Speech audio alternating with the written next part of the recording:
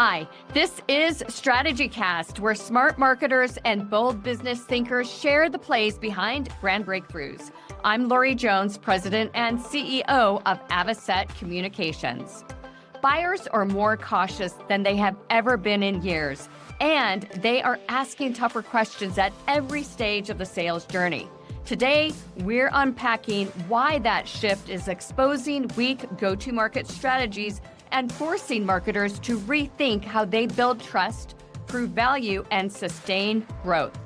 In this episode, you'll learn how desperation shows up in modern GTM, why buyers are increasingly resilient to claims, and what marketers can do right now to reduce risk without freezing momentum. We'll talk about brand, proof, discipline, and how to use AI without adding more noise to an already crowded market. My guest today is my dear friend, Achim Klor, who works directly with B2B teams navigating uncertainty at scale. He brings a grounded, research-backed perspective on what actually works when conditions get tough. A competitive edge starts with strategy, and strategy starts with knowing how to develop one. StrategyCast is a leading marketing podcast that serves up strategic insights, trends, and tips to help separate your business from the pack. Tune in weekly as host Lori Jones interviews bold marketing leaders who have priceless wisdom and are willing to share. Each episode explores cutting-edge approaches that have proven instrumental in transforming brands into industry trailblazers.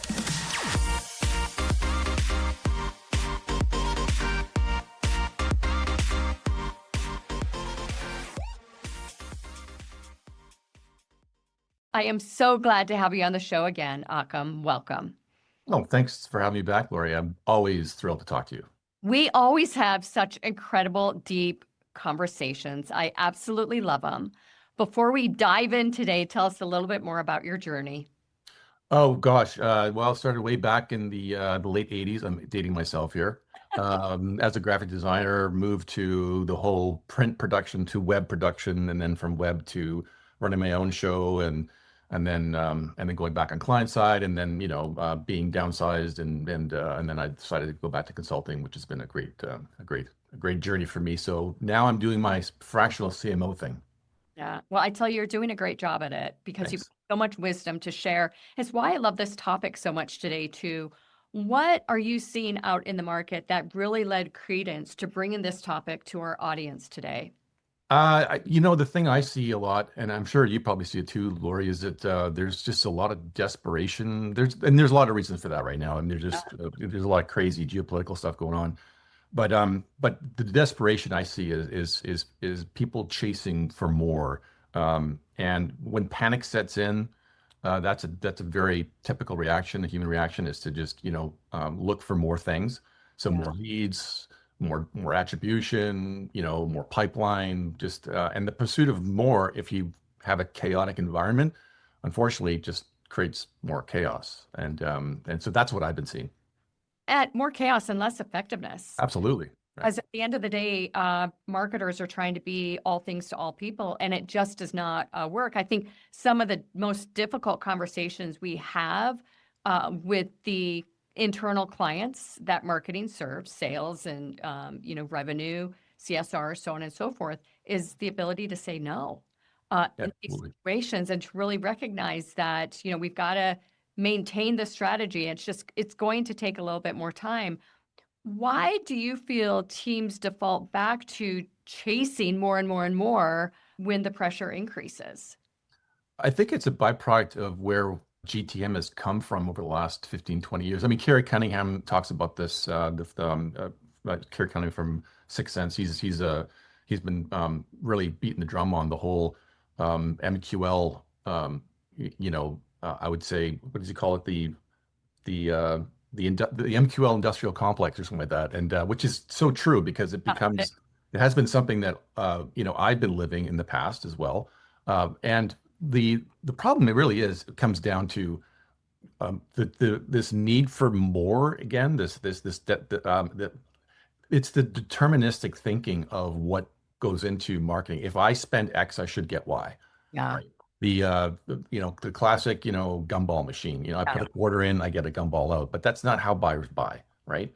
and you mentioned this earlier, just in the intro, is that buyers are a lot more suspicious about marketing today than they've ever been, right? They're looking for the AI slop, that fluffy, over the top, marketing speak, which is what a lot of people sort of tend to gravitate to because it's a quick fix.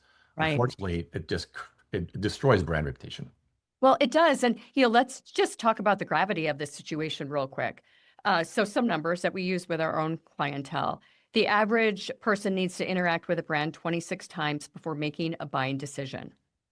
The average number of buyers out there based on who you're selling to, who are actually holding up the white flag saying, I'm buying, is 5% of your total addressable market, 5% at any given point in time.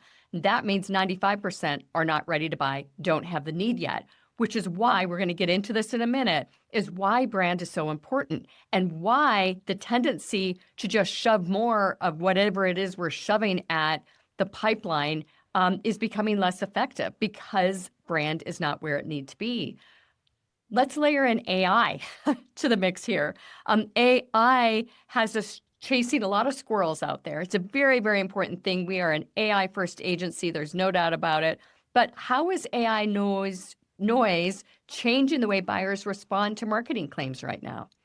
Well, again, they're resisting a lot of the stuff just because they can sniff it out in a heartbeat. And again, the GTM teams are stuck. They're pressured, I should say, into getting more, right? So because you're pressured into getting more, you look for the easy fix, right? AI, Gen AI right now is the easy fix. Now, you can use it to your advantage. Like, you can actually use AI agents to become more effective, more productive, as long as you know what you're doing, obviously. Right. But the next sort of evolution in AI is not moving away, but moving from Gen AI to agentic AI, and then from agentic AI to ultimately the autonomous. Right. And part of this agentic AI and this analytical AI is what our friend Mark Stooz talks about all the time, is the causal side of things and understanding what's causing these things to happen. I'll give you an example. This relentless pursuit of more, right? And this panic of less. Oh my gosh, things are dropping. Our traffic is going down the tubes.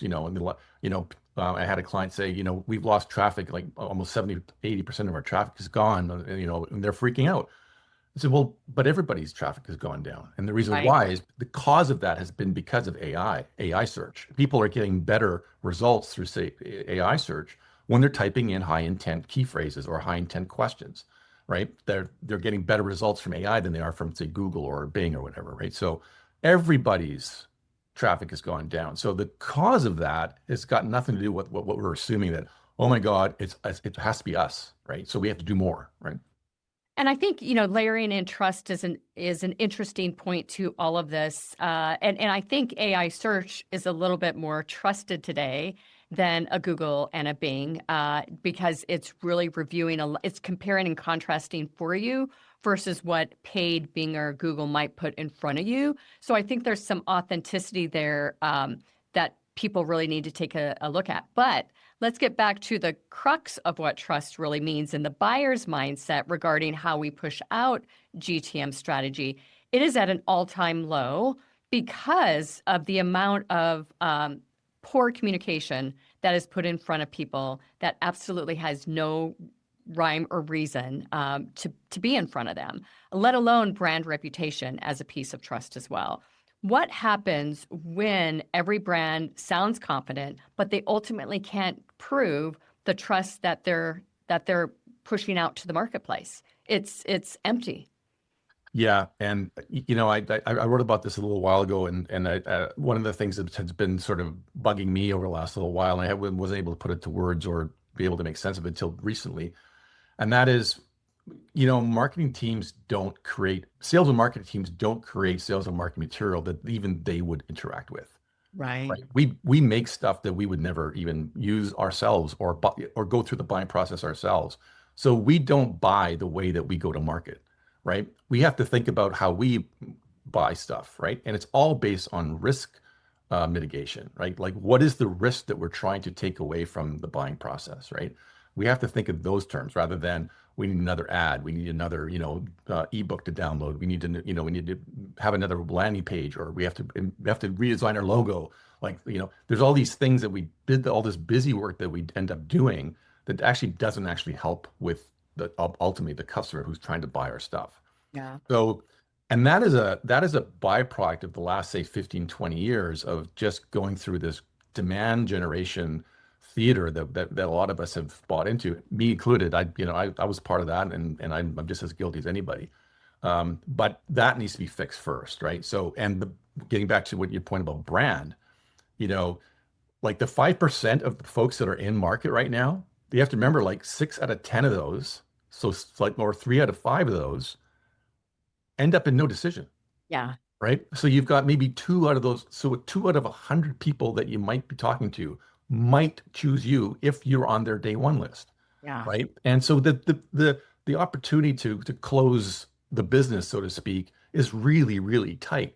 The opportunity to become a brand that is sought out is massive when you think about the 95 out there who are not ready to buy right now, but they will be in the next, say, 2, 3, 4 years, right? If you beat your drum and you become a reputable brand, you've got an audience now that when they're in market, they're going to come look for you. But that's the part that a lot of people miss. And there's a graphic of that I've shared a number of times with my clients from the B2B Institute. Which explains everything. It's perfect, because we tend to gravitate on, again, the panic of less. And then so we end up doing more of the sales activation piece rather than building a brand at the same time. So I highly recommend you do both. Yeah, and I love this graphic because it really instills the importance of strategy as well. And I think strategy begins to lessen a bit as we move down the funnel, because people are trying, again, to be altering things to all people. And the bottom line is, without brand, and again, you just said this, Achim, it takes 2 to 3 years to establish brand. So without that in mind, and without that first, you're going to start mid-funnel, and the marketing is not going to work. Or dare I say that 26 times is going to turn into 62 or 95, because you're throwing so much out without the awareness level around a very, very positive, unique, distinct attribute of the business is not there. And this is a budget discussion as well, I think, when we're talking about de-risking. Why is brand reputation actually more important when budgets are tight? Oh gosh, because ultimately it provides the air cover for future value, future revenue, right? Any CFO that you talk to, yes, they want to, obviously have to pay. They'll pay for the employees, they have to pay. There's payroll, there's lights, all that kind of stuff has to be done now. And you and I both know that we run a business. But at the same time, we also have to think about tomorrow, right? Like, what is the future buyer looking for right now, and how do we create that value today so that we do show up and we do end up becoming part of their day one list, right? So that is the real point of that graphic. As an example, you can't scale if you're constantly chasing, because you're in panic mode. We need more, we need more, we need more. It's not that you won't make money, or it's not that you won't have a business. You just won't scale. You might just plateau at a certain level, and you just can't get any further, because no one else out there knows who you are, or no one else out there trusts you enough to actually put you on their day one list. Right? That's super important when it comes to budgeting, because if you don't budget for it now, you won't be able to reap the rewards for it later. Well, exactly. What does research actually tell us about that very point of balancing short-term and long-term investment? Well, the balance really comes down to the here and now, which is the sales activation. The here and now that keeps the conversations going today. But you need to invest in your brand tomorrow, because that's the air cover your sales and marketing team needs, or especially your sales team needs, to lessen the steep of the hill is. Let's put it this way: the hill is much steeper for your sales team if there's no brand recognition or brand reputation or a solid brand reputation. The hill is less steep when you've got a brand that's trusted or that's sought out, right? Yeah. And I think it takes an integrated approach to make this happen. A lot of times, especially the earlier stage companies, first of all, they believe their product is very, very novel. 1 out of 10 times it might be, maybe even 1 out of 20. It is not as novel as they think it is. We've got to establish need, which definitely, strong strategy development really helps to deploy that through voice of customer, research, segmentation, so on and so forth. But really, where they really miss it is thinking that the product will sell itself, and they don't implement an integrated, we've got OSAP in our agency, owned, shared, earned, and paid program. All too often, they think that content and PR is going to maintain the awareness that is needed to truly create the market awareness that they expect in the market. And there's too many ebbs and flows with those sort of channels, too many unicorns with PRs, and it's not sustainable. No. And you know what? I'll say this, if any CFO or any finance people are listening to this, is that brand is not decoration. Brand is an asset. And it's an asset that lowers perceived risk when the budgets tighten. Yeah. Think about that, because when your budgets are tight and you've got a fantastic brand reputation, the stress on the business is way less than if you're just constantly trying to climb that Mount Everest. Yeah. Very, very important. Let's talk about some tools that really support discipline and not the hype. I mean, we have to start out with AI. How should teams think about AI when risk, not speed, is the primary concern? Well, you need to think of AI as a tool. That's all it really is. And I always look at it, I always try to explain it this way. Like you can cut a tree down with an axe. You still can, right? But not many people do, right? Unless you're out there in survival mode. There's chainsaws and there's massive machines that do that now, right? You can cut down a forest within, in a fraction of the time that it used to take, right? And AI is kind of like that. But remember, it's a double-edged sword, double-edged axe.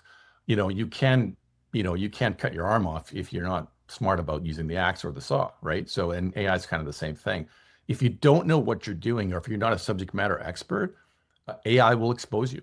It will 100% expose you, right? So you need to look at AI as a tool and get smart about it. One of the things that I learned about AI is through our friend Mark Stoops, and is that for everything that we have to unlearn, especially as we get older, everything that we have to unlearn, we need to also relearn 2 to 3 new things, right? And so AI is part of that journey, part of that learning journey. Like what I would suggest is get into it, learn it, and use it to your advantage. Use it, like, for instance, if you're in a DevOps environment, you need to use AI so you become more effective and efficient with your DevOps. If you're in a GTM environment, you need to learn AI so you become more effective and efficient with your GTM models. And same with sales, same with finance. Like there's tools now, AI tools that help us become better at what we do, but it won't compensate if you don't know. For example, AI is not going to make you a better finance person if you've never been in finance, right? Exactly. It's not going to do that, right? It might fake you out. You might think you might be able to do it, but you can only get so far without understanding the nuance, right? And knowing that is really, really key. I think it is. And that is a great example of exposure that you're talking about. What are some exposure examples that you're seeing specifically in marketing? Well, not enough guardrails around it. Like, for instance, people just using it on a rogue basis, or just using it, which is okay. You have to learn it. However, if you don't put the guardrails around it, if you don't put the QA checks in, you're going to get exposed. You're going to get trapped, and you might go down a path where you're thinking you're doing something right when you're actually doing it wrong, because AI is just taking you down a rabbit hole, as an example. Yeah, right? One area that we're seeing happening a lot is, junk in, junk out, right? Absolutely. And I believe the best marketers are very, very strategic to begin with, or they're developing strategic frameworks for their team to be working within based on every insight and strategy needed for a particular client, because it changes. And then I think that you can get to the point where there's some great content that can be developed. If our creative team is developing a campaign and we don't allow the use of AI with any mainstream creative development, but we're looking for the adjacent outputs, we'll utilize it that way as well, again, within the creative framework that's already been developed. And it can come up with some great ideas, but it's already, we've already built the incredible strategy and the wraparound that's needed for it to be successful in those, quite frankly, very rudimentary examples that I've just shared? Well, you hit the nail on the head with, the garbage in, garbage out thing. And I always say is like, AI can multiply your output, but it can also multiply your mistakes, Yeah. right? So if you're not aware of what the mistakes could be, you're in trouble, right? Yeah. So, you know, using AI to your advantage is something I always explain to my GTM teams, and that is like use the incognito test. And this is something that I learned from a podcast I watched watch on Lenny's podcast as an example. And that is what you do is you open up an incognito window and you set up a sake of fake email. If you have a fake email already, that's great. But if you don't, just go to Gmail or Hotmail or whatever it is, or Outlook, and just create a fake email. And what you do is you use that email to pretend you're the buyer, Mm. and you go through the buying process on your website, Yeah. right? And then as you log what happens, the buying page, the pricing page, the demos, all this kind of stuff. Then what you do is you audit that and you look at and then you pick the one thing. What is the one thing that makes you angry, Yeah. right? And then you just stress test the heck out of that. And once you've got that and you build an agent around fixing that, then you can move on to the next thing, right?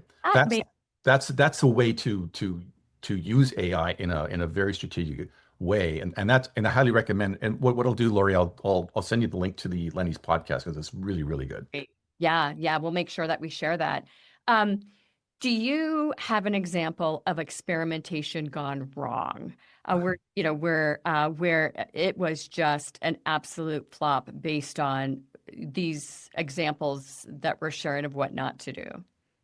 Not with agentic AI yet. I'm sure it'll happen, but I know with Gen AI, the first foray into it was a bit of a gong show for sure. And I can say, like, when I look back at, say, some of the first things that I wrote, I cringe, right? And where it's gone wrong is getting getting lazy, I would say, or getting complacent around the output. Yeah. Thinking, again, I'm in a panic. I got to get something out. I don't really have a lot of time to look. I'll just skim, and if it feels right, I'll publish it.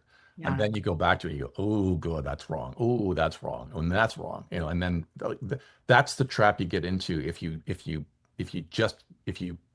like carte blanche rely on AI to do it for you. You have to audit what you get as output. I don't use AI anymore to write for me because to me, I just don't think it's a good writer. Right. However, it's a great research tool. It's a great outliner. It's a great planner. Right. But it's from a writing perspective, it just doesn't get my nuance, as an example. So a lot of times I just rewrite everything.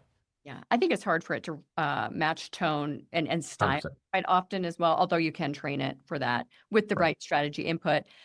Something that I think is on the top of minds for a lot of people right now, and certainly out of the chute, there were a lot of mistakes made surrounding authenticity and trust, premium brand regarding graphic development with AI. And there are some brands, that typically have used very beautiful models to help them sell product that started using AI generated images to sell product. And there was huge backlash.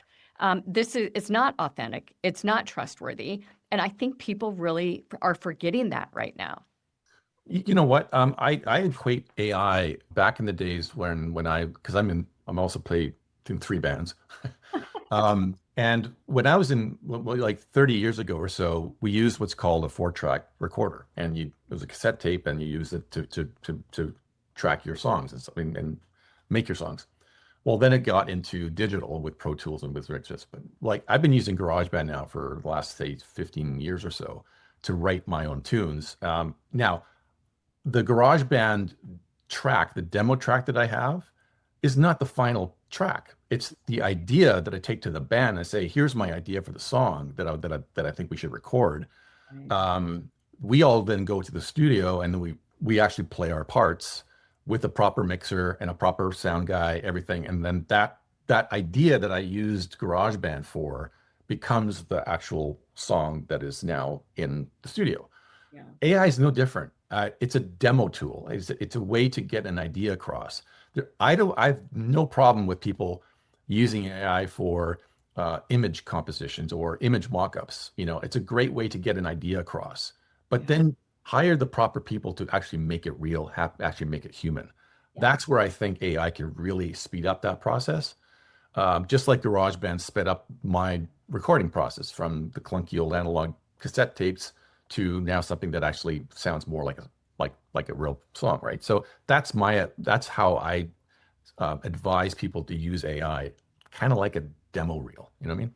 Yeah, I think it's such an important point, and I think one of the additional risks here is that this is a strong statement, but I think AI can make people stupid.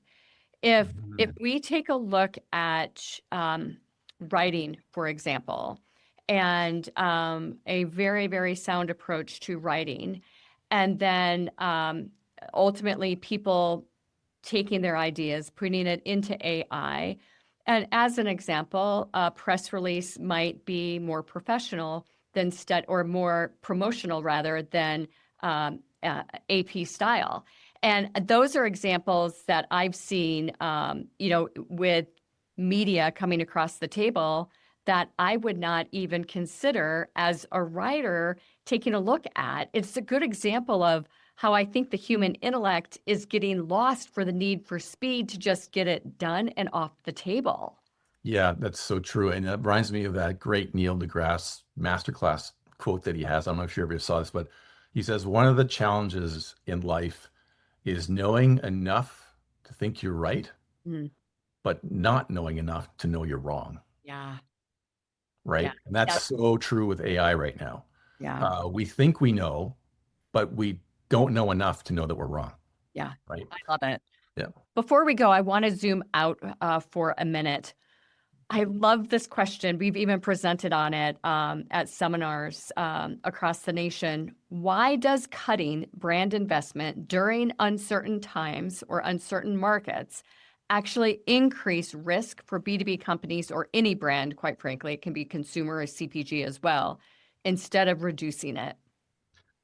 Wow, that's a great question. So I've seen this happen many, many times, and it's played out so many times in my career that the common thread about all this is what I've seen is when brands end up doing this cutting, they literally cut off their lifeline to their customers because what they end up doing is they hide. Mhm. And they end up going incognito. They end up going, stealth, or they just become quiet. Right. And then during the time of actual need is when they need to actually ramp it up. So when the consumers are out, panicking because of the economy or whatever, and let's say they're buying less, that's when you need to like turn up the volume. Right. There's a really great example of this, and that is Hyundai. I don't know if you remember this or not, but back in 2008 or Right. 2009, Hyundai had this reassurance program. And while everybody was panicking and looking for handouts, like the big car companies were, freaking out, Hyundai said, we'll give you a 12-month window. If you lose your job and you bought a Hyundai, we'll give you your money back there's no questions asked. People were lining up to trade in their BMWs, their Mercedes, and their Lexuses for a Hyundai Genesis or a Sonata or whatever. And the brand blew up at that point in time. Yeah. That's a great example of completely watching the masses and then doing the opposite. Well, and I think a lot of times people look at it as the amount of money we spend versus the strategy to create distinction behind the amount of money we spend. And Hyundai very well might have had the same budget, but they went at, number one, they didn't cut it, but number two, they went at it so incredibly brilliantly that it really made created an incredible position for them that they're benefiting from greatly today. If we go back to the graphic that we shared, I think that's also a perfect example. People rely, especially in B2B, on, okay, sales can do the job. Well, look at what sales is going to be able to accomplish without the brand, not as much as we would all like. Another example, back to the 70s downfall with the economy, Kellogg's and Post. One of the two, can't remember which one, stopped advertising. The other one really created more advertising. They did increase budget. And in that situation, that brand was finally overtaking the competitor because of the approach. So lots and lots of good reasons to why we invest, why brand is still incredibly important, and why GTM cannot succeed without the brand awareness, the trust, the positive perception that we create through all of those mechanisms. Spot on. Yep. You're always a great pleasure to have on the show. So many pearls of wisdom.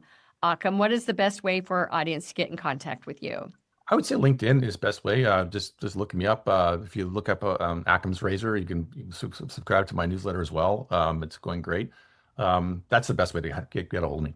Yeah, and I look at that every time it comes out. I save them all as well, by the way. Yeah, yours too. Yeah, thank you. I appreciate that. Ours is Home of the Brave, which Right. incredible subscriber base with as well. If you'd like to get a hold of me, Lori Sartorius Jones is my LinkedIn profile.